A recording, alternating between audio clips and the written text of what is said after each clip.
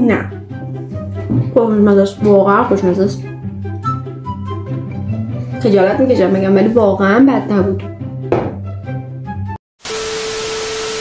سلام، به چنل یوتیوب من خوش اومدین. امروز میخوایم با هم دیگه ترکیب های سمی که سلبریتی ها میزنن رو امتحان کنیم.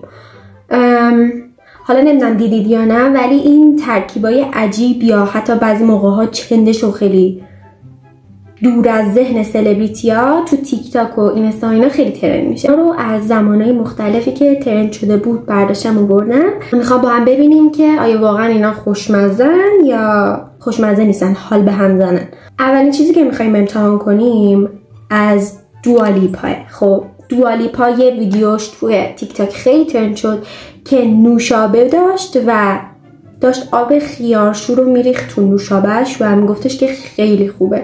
بعد از اون خیلی تیک تاکرها هم شروع کردن به امتحان کردن و خیلی هاشون دوست داشتن.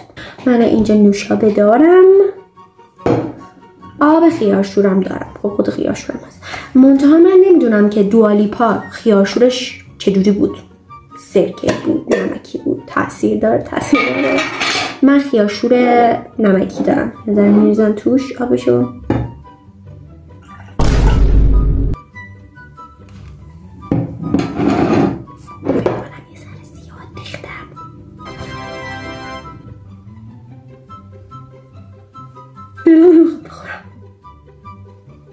واه بو خیارشور میده.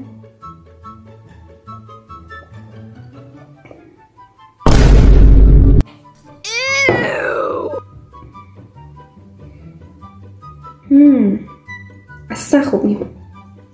من اصلا خوشم نمیاد. یه مزه شوری به خاطر حالا فکر کنم اگه سرکه‌ای بود بدتر بود، ولی شوریش بد نیست، با شیرینی قاطی میشه. ولی اون مزه خیارشوری که تو نوشابه مونده، خیارشور شکری انگار داری میخوری.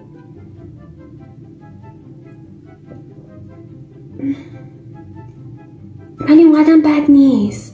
علاوه مثلا اینکه قابل خوردن باشه و حال به هم زن نباشه بهش 7 میدم. دومی چیزی که میخوایم امتحان کنیم از یه سلبریتیه که الان دیگه به خاطر دوست پسرش یا شدم دوست پسرش به خاطر اون نمیدونم، بالاخره الان زوجی هن که خیلی توی اینترنت معروف شدن، داف کامرون و دامیانو. خب حالا الان داف کامرون توی یکی از مصاحبه هاش یه چیزی رو به همه پیشنهاد کرد، حتی روش قسم خورد. گفتم چرا که نه.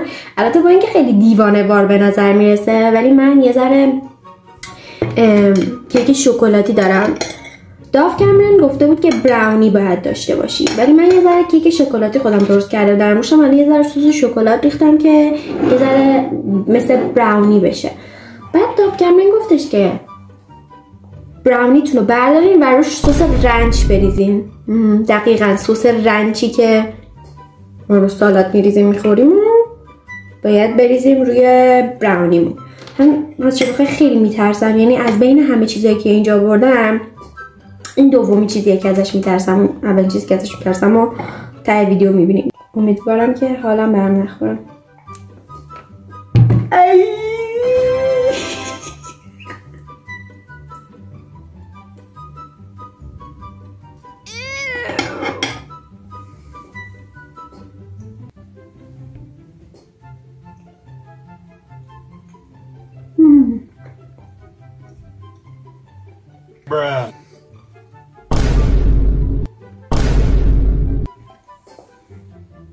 وایسا مقدم بد نبود. اولین بار که میخوریش یه طعم حال به همزنی داره، ولی وقتی یه ذره قاطی میشن بد نیست.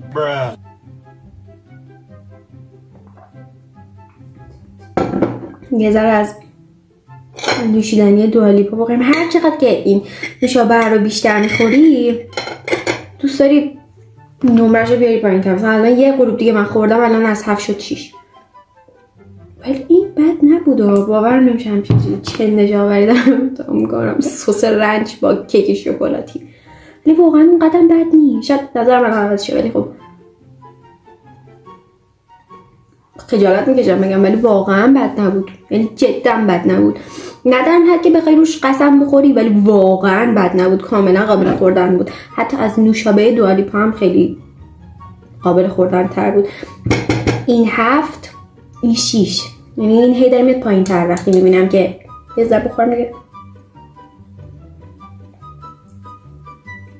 نه حتی شدم 5 نمیدونم، ولی خب این خوب بود، واقعا خوب بود. مطمئن بودم حالم قراره بچه ها، ولی کاملا اوکی بود. یه ذره طعمش عجیبه ها، ولی میگم اوکی بود واقعا. سومین چیزی که میخوایم امتحان کنیم از یه سلبریتی دیگه است. اسمش هم نمیدونم درست میتونم تلفظ کنم. اسمش بکنم چنینگ یا چنینگ تیتم، نمیم همچین اسمی داره. خب ولی صرفا به خاطر اینکه خیلی چیزی که میخوره خیلی عجیب غریب بود و من واقعا دوست داشتم امتحانش کنم، گفتم بذار من امتحان کنم. چون دیده بودم ویدیوشو که یکی امتحان کرده و گفته بود واقعا اوکیه، یعنی قابل خوردنه. نون توست برمیداره، چنینگ یا چنینگ یا هر چیزی که هست. من از این نونای جو داشتم.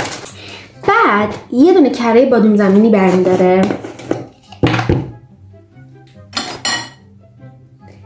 کره بادوم زمینیشو برمیداره، یه تیکه کوچولو درست میکنم، میزنه رو نونش. بعدش چنینگ یا هرچی که هست میاد مربا برمیداره، ولی من مربا نداشتم، برای همین از عسل استفاده میکنم، چون احساس میکنم نیاز به شیرینی شاید داشته باشه. برای همین یه کوچولو عسل میزنم که خیلی هم شیرین نباشه. اینجا که اوکی بود. من خودم این ترکیب به عنوان صبحونه بعضی موقع میخورم، ولی چیزی که الان قرار اضافه شه کرانچی. جوری تاش میکنم لقمه ای بشه. 1 2 3. به نظرم خوشمزه است. خوشمزه است. خدا وکیلی خوشمزه است.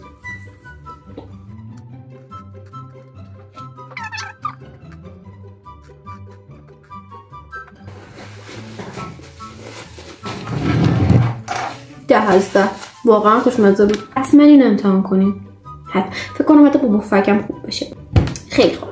چهارمین چیزی که میخوایم بخوریم و میخوایم امتحان کنیم از یه بازیگریه که راستش بخواید من قبلش نمیشناختمش، ولی به خاطر فیلمی که بازی کرد The Last of Us دیگه تقریبا فیلم که نه سریالی که بازی کرد تقریبا هممون میشناسیمش.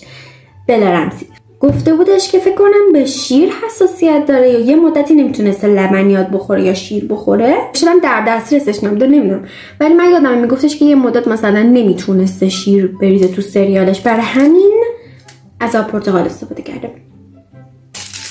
بچه بخوای من هیچ ایده‌ای ندارم که قرار چطوری باشه، ولی اگه قبلی ها رو بدم میومد میگفتم ای قرار بد باشه، ولی از اونجایی که متاسفانه قبلی ها رو دوست داشتم شاید این دوست داشته باشم.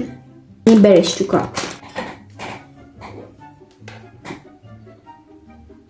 قیافه قشنگی که نداره. امتحانش کنیم.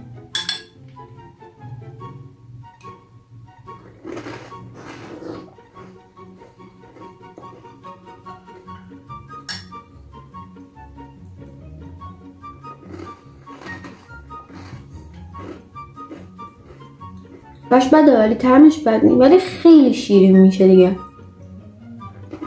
ولی از 10 قابل خوردن بخوام بهش بدم 10 9 10 که نه 9.5 اینا بهش میدم. چیز بعدی که میخوایم امتحان کنیم از یه سلبریتیه که هممون تقریبا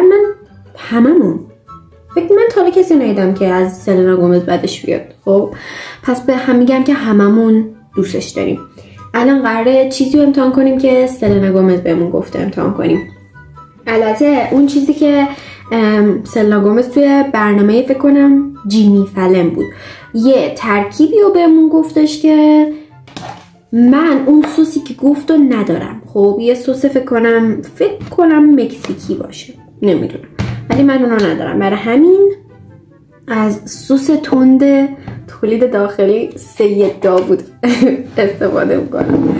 یه ظرف برداریم، خب توش سس تند بریزیم. صندلی خیلی صدا بوده. این سس اصلا تند نیستن، ولی خب تنها چیزیه که الان دارم. آب خیارشورم که قبل آماده کردم. کلا یه چیزی که خیلی توی این چند سال سلنگام روش تاکید کرده اینه که عاشق خیارشوره. حالا آب خیارشور، خود خیارشور، الان دیگه پوفیلا با خیارشور. سلنگام پوفیلا رو برمی‌داره میزنه تو آب خیارشور، بعد میزنه تو سس تند. حالا من یه ذره سس تندش بیشتر میزنم که تند باشه.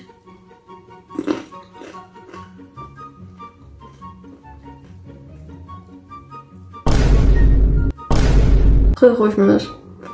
10. بعدن آیا این کار میکنم؟ بله. مثلا میرم پوفیلام بیارم با آب خیارشور و سس تند بخورم؟ بله این کار میکنم چون خیلی خوشمزه است. آخرین چیزی که میخوایم امتحان کنیم از بانو بیانسه است. خیلی ترکیب ترسناکیه. میدونم برای براونی و رنچم هم میگفتم، ولی این واقعا دیگه ترکیب ترسناکیه. موز و سس کچاپ.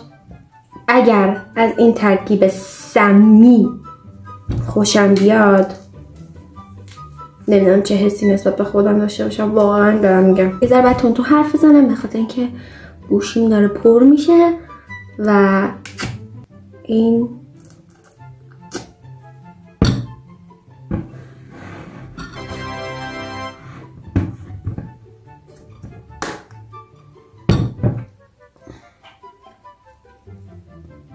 حتی بوشم حالمو داره به هم میزنه.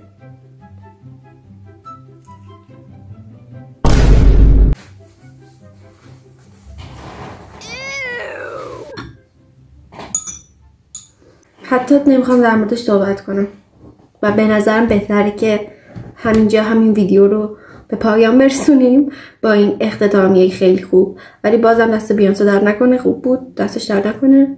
به نظرتون کدوم یکی از این ترکیبایی که امتحان کردیم حال به هم زن‌تر بود و کدومشون رو شما هیچ وقت حاضر نیستین امتحان کنین؟ و اگر امتحان کردین بهم بگین آیا امتیازی که من دادم مثل امتیازی که شما دادین یا فرق میکنه. مرسی. خداحافظ.